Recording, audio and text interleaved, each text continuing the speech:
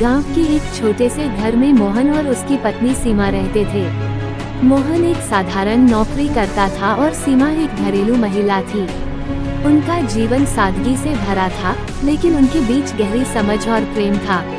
मोहन ने हमेशा अपनी पत्नी को खुश रखने की कोशिश की, लेकिन उसकी आर्थिक स्थिति के कारण वो उसे बहुत कुछ नहीं दे पाता था।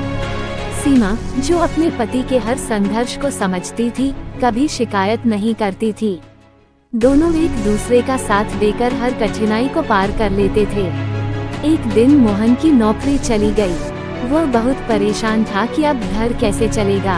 उसने कई जगह काम ढूंढने की कोशिश की, लेकिन सफलता नहीं मिली। सीमा ने उसे समझाया, चिंता मत करो, हम मिलकर इस परिस्थिति का सामना करेंगे। जब तक तुम काम नहीं ढूंढते, मैं कुछ छोटा मोटा काम कर लूंगी।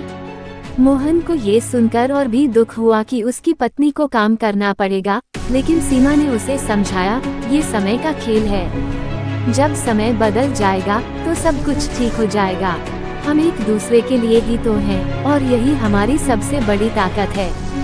सीमा ने घर के पास एक सिलाई का काम शुरू किया और धीरे धीरे उसका काम बढ़ता गया।